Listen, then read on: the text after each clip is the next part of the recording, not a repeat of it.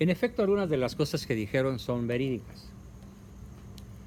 Pero fíjense muy bien, el punto de partida para vivir en gracia se llama formación.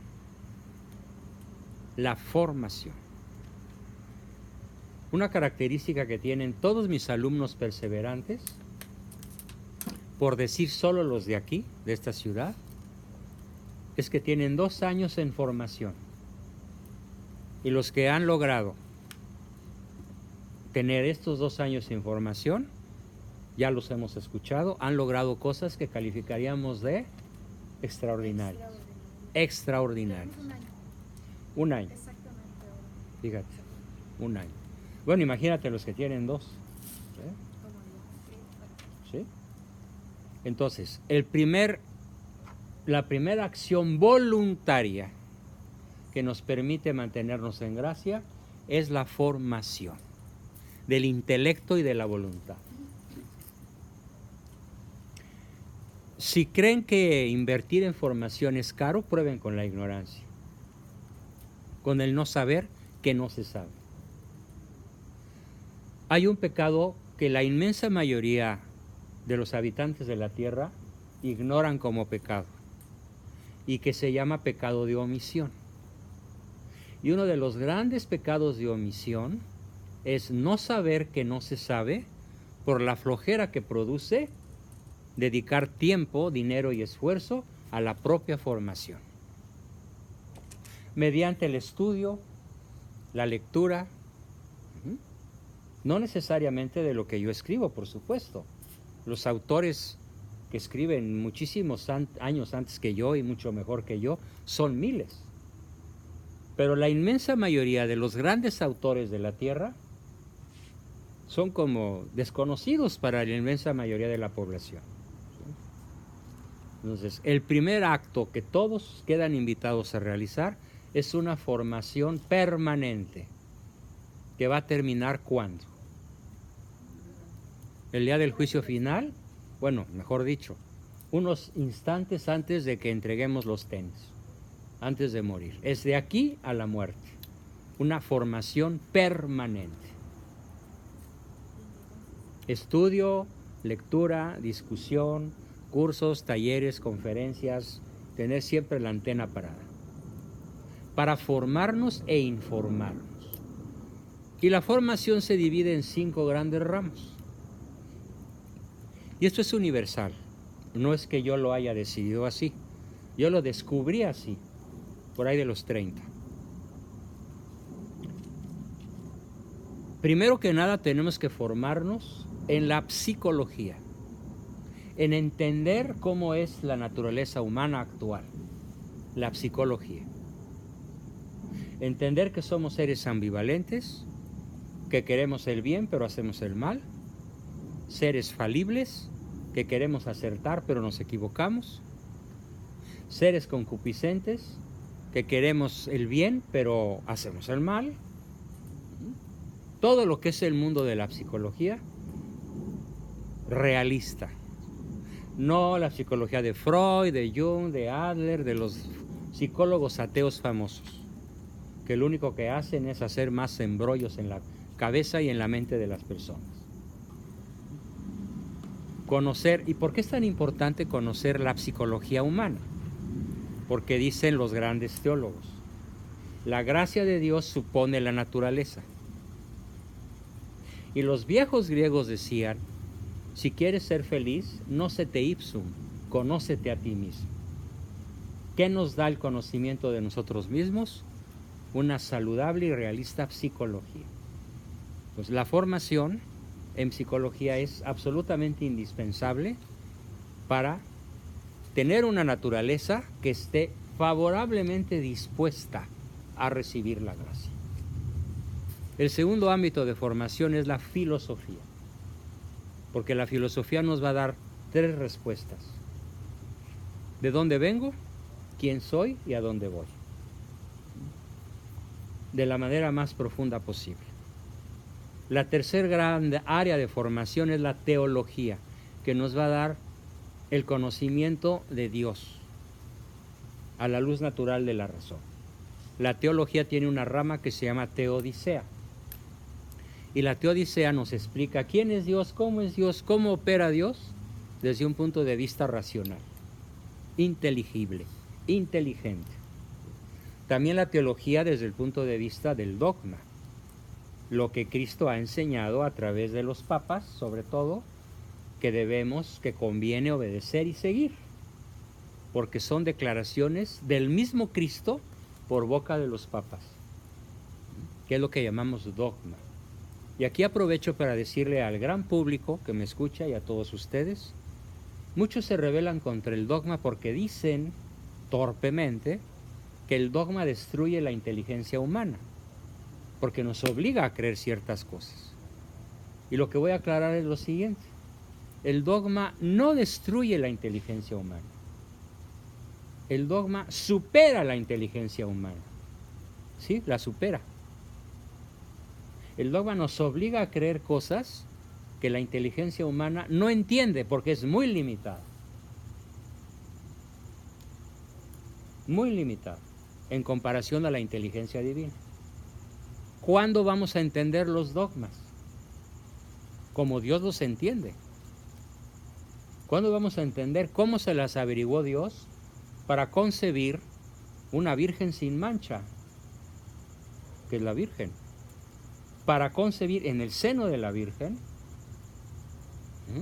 a un ser engendrado pero no creado, que es Cristo. ¿Cuándo vamos a entender lo que hoy no entendemos y que es simple dogma de fe? En la vida futura, siempre y cuando hayamos muerto en gracia.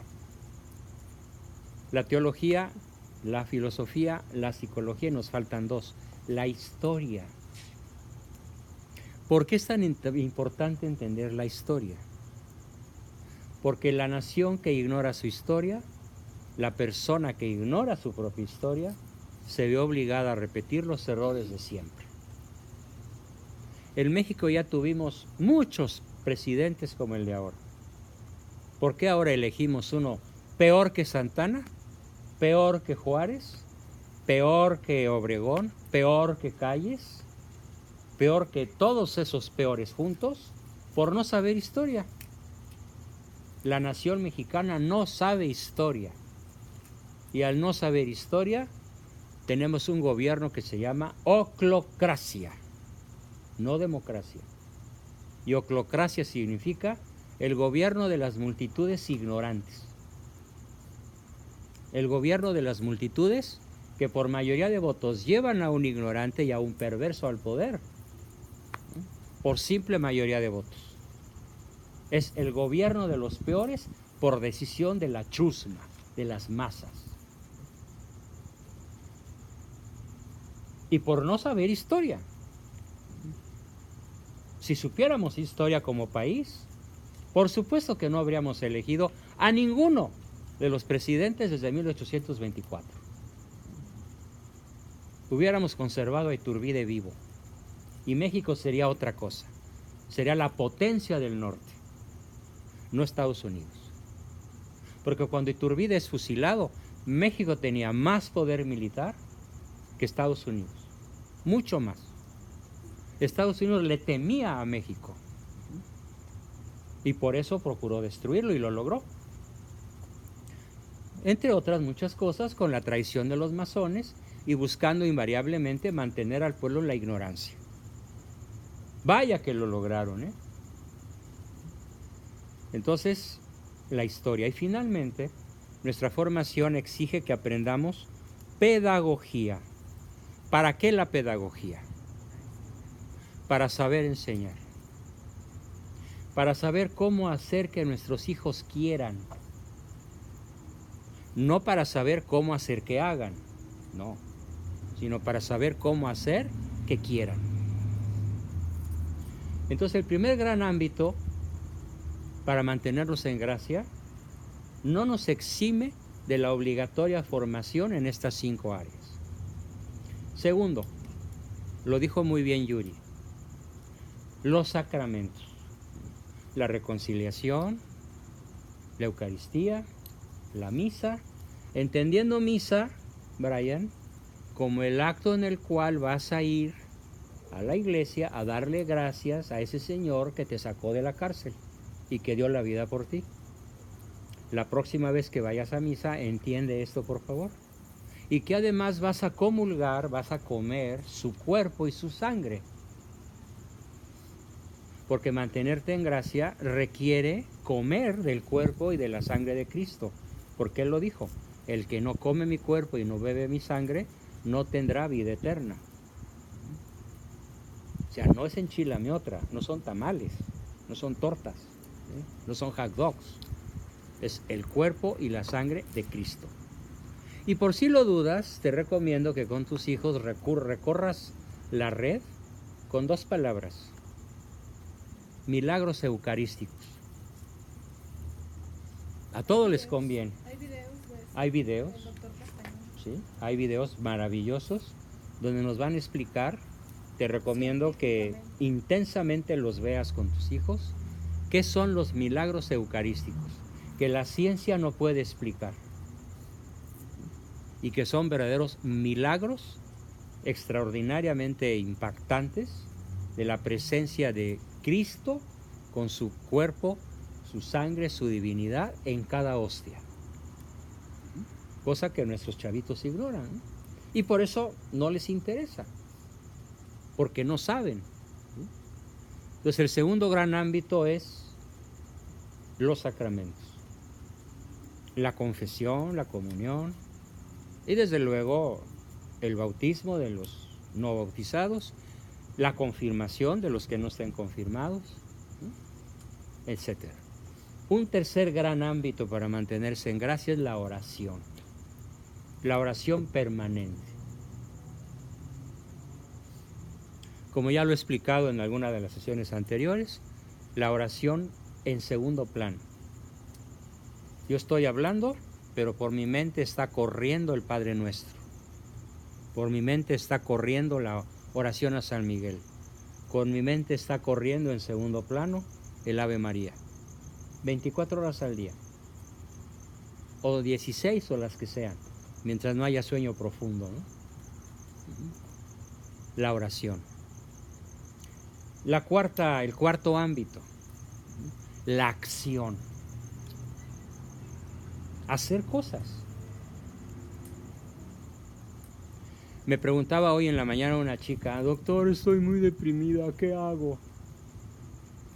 Me dice: es que me tengo que esperar. Y le dije: haz alguna cosa buena, alguna cosa que cuando te vas al espejo digas: ah, qué bueno lo hice, qué bien lo hice. No, doctor, me tengo que esperar a sentirme bien. Le contesto por WhatsApp: ¿te quieres realmente sentir bien? Entonces mira, consejo profesional de un viejo que sabe más por viejo que por diablo. No te esperes a sentirte bien para hacer algo bueno. Haz algo bueno y te sentirás bien. ¿Y cómo le hago? Tírate a la alberca. Pero no sé nadar, pues para que aprendas. Si no te esfuerzas en tirarte a la alberca cuando no sabes nadar, nunca aprenderás a nadar. Entonces, si no te esfuerzas en hacer el bien cuando te sientes mal, siempre te sentirás mal. O con demasiada frecuencia. ¿Lo puedo repetir? ¿Sí? ¿Cómo no? El concepto que le di, que la dejó asombrada, es: no te esperes a sentirte bien para hacer algo bueno. Haz algo bueno y te sentirás bien por haberlo hecho. Y aplica para todos, ¿eh? Te sientes de malas, haz algo bueno. Te sientes cansado, haz un esfuerzo más. Te sientes furioso con alguien, háblale bonito. Alguien te hace algo mal, regrésale un bien. Alguien te difama, o quédate callado o di algo bueno que sepas de él. Alguien es avaro, díscolo y envidioso contigo, tú sé generoso. Esto significa pon la otra mejilla cuando alguien te golpee. No significa literalmente poner el cachete. No seamos simplistas. poner la otra mejilla significa devolver un bien por un mal. Y esto es otra de las cosas que nos van a mantener en gracia. El sacrificio, la penitencia, el hacer de cada cosa que nos sale mal un acto de oferta. Ahora, en el anterior, que es la acción, pues ¿qué podemos hacer? Bueno, pues por ejemplo, hay quien en su Facebook hace actos de denuncia, estudia y sube artículos apologéticos, como mi buen amigo Andrés. Te felicito, ya me estuve paseando por tu hoja. Mis respetos. No tengo nada que corregirte. Nada. Todo lo que vi, excelente. ¿Comenta?